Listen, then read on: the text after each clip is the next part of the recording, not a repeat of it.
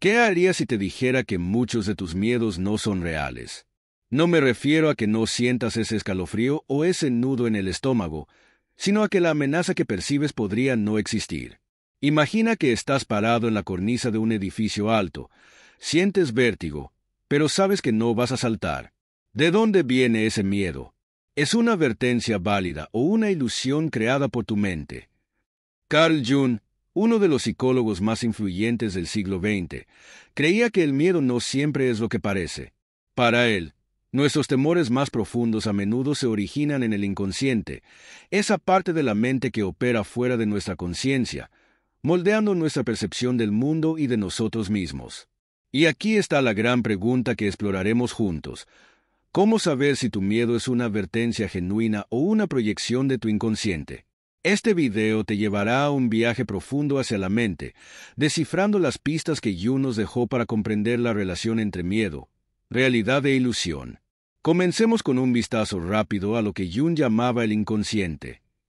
Porque para entender si un miedo es real o no, primero debemos conocer a fondo la mente que lo crea.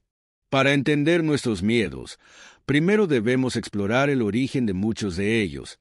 El inconsciente.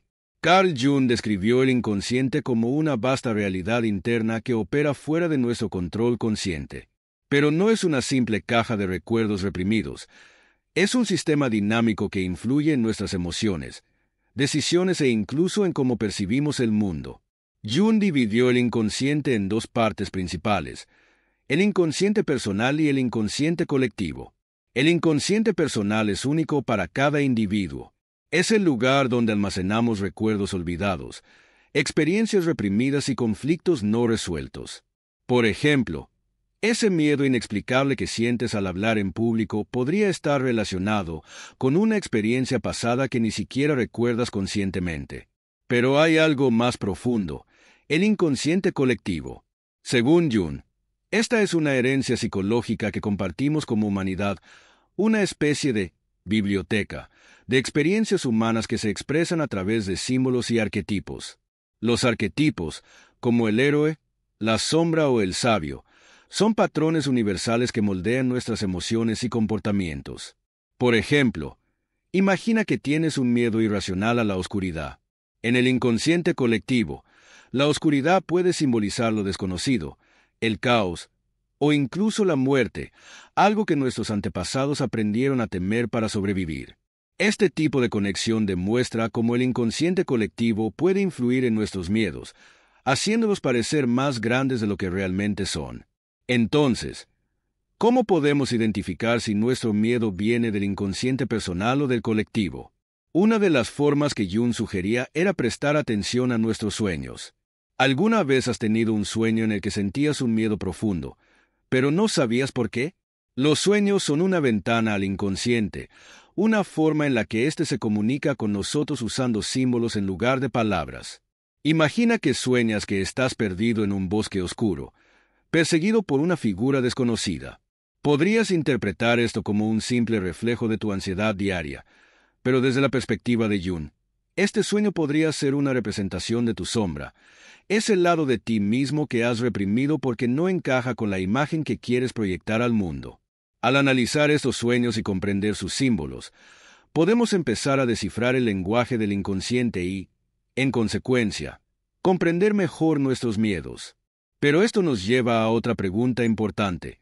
Si el inconsciente es tan poderoso, ¿qué papel juega en la creación de miedos que no son reales?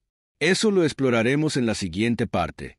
Ahora que entendemos cómo el inconsciente personal y colectivo moldean nuestras emociones, es momento de hablar de uno de los fenómenos más fascinantes que Carl Jung propuso: la proyección.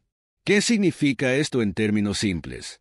Es cuando atribuimos al mundo exterior aquello que realmente proviene de nuestro interior. Por ejemplo, imagina que sientes que alguien te rechaza constantemente, pero al analizarlo más a fondo, te das cuenta de que ese rechazo es en realidad tu propio juicio hacia ti mismo proyectado en los demás. Así es como funciona la proyección.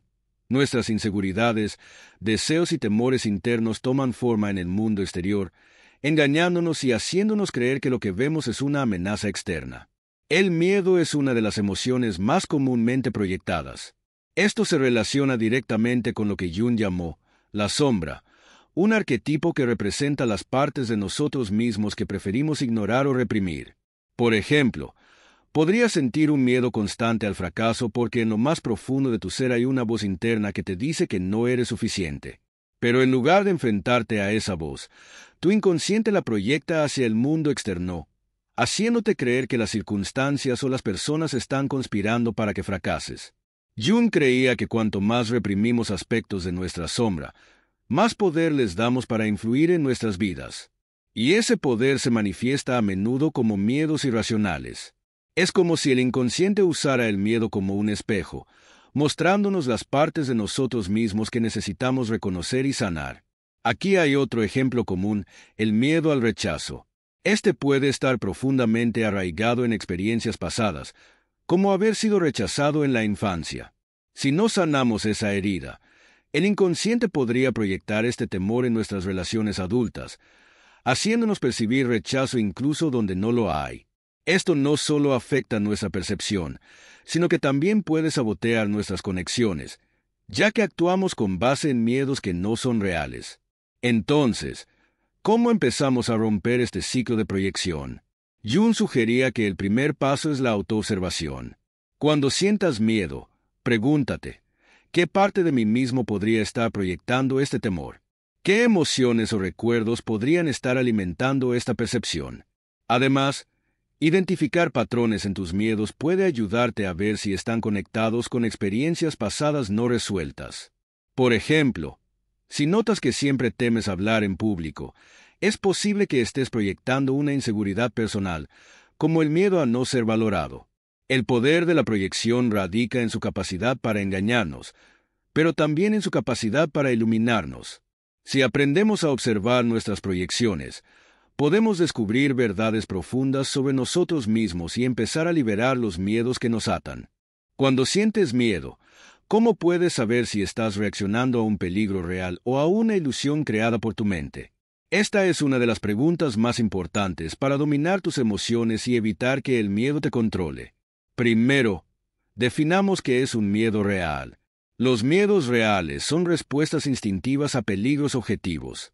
Si un auto acelera hacia ti, el miedo activa tu instinto de supervivencia, ayudándote a moverte rápidamente fuera de su camino. Es una respuesta que protege tu vida. Pero los miedos ilusorios son diferentes. Estos no surgen de una amenaza inmediata. Son construcciones del inconsciente, basadas en experiencias pasadas, inseguridades o proyecciones. Para empezar a distinguir entre ambos, aquí tienes algunas preguntas clave que puedes hacerte. ¿Qué activa este miedo? ¿Es una situación externa, como un posible accidente, o es un pensamiento interno, como no soy lo suficientemente bueno? ¿Qué tan probable es que ocurra? Si el escenario que temes tiene pocas probabilidades de materializarse, es posible que sea una ilusión. ¿Este miedo me protege o me limita? Un miedo real te impulsa a actuar para protegerte. Un miedo ilusorio suele paralizarte. Carl Jung también sugirió que explorar el origen de nuestros miedos puede revelar si son reales o no. Una herramienta poderosa para esto es el journaling o escritura reflexiva. Tómate unos minutos cada día para escribir sobre lo que temes, tratando de responder. ¿Por qué siento esto? ¿Qué podría estar detrás de este temor?